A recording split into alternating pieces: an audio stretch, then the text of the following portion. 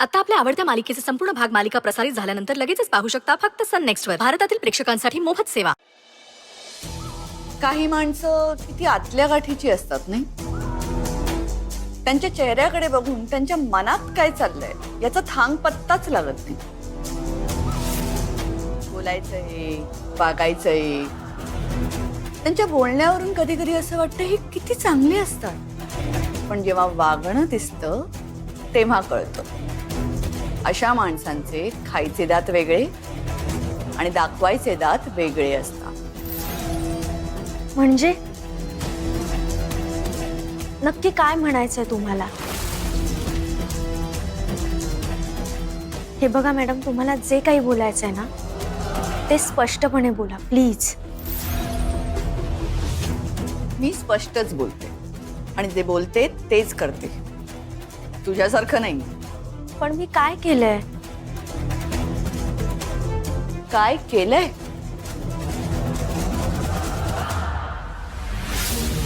अगं सगळं तूच तर करतेस. घरात जे काही वादळ येतं ते तुझ्यामुळेच येतं. या घरातली शांतता तुझ्यामुळेच तर भंग झाली. मॅडम प्लीज, तुम्हाला जर माझी कोणती गोष्ट खटकत असेल ना तर मला सरळ सांगा. उगाच कोड्यात नका बोल. मी नाही कोड्यात बोलत, मला सवयच नाही. पण सगळ्यांना कोड्यात पाडायची सवय तुला आहे. सगळ्यांसमोर मोठा आव आणत बोलत होतीस ना की जोपर्यंत अंजलीचं लग्न होत नाही तोपर्यंत मी देवांच्या जवळ सुद्धा जाणार नाही. तुझ्या मामाला वचन दिलंस ना तू, मग काय झालं? एका दिवसात वचन मोडलं. मॅडम, मी त्या रूम मध्ये झोपले याचा अर्थ मी शब्द मोडला असं नाही. मी सरांची बायको आहे, त्यामुळे त्या रूमवर माझाही हक्क आहे. मी तिथे नाही झोपणार तर कुठे झोपणार?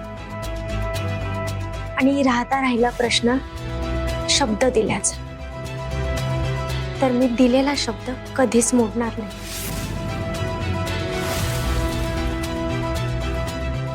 गुड मॉर्निंग आई. Good morning.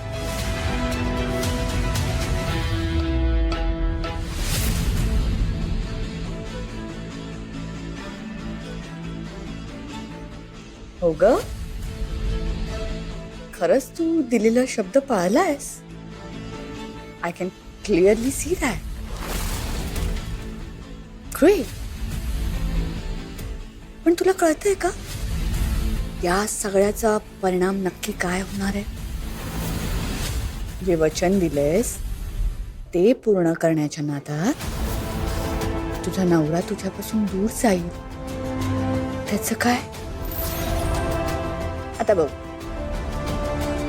तू तुझं वचन कसं पूर्ण करतेस ते.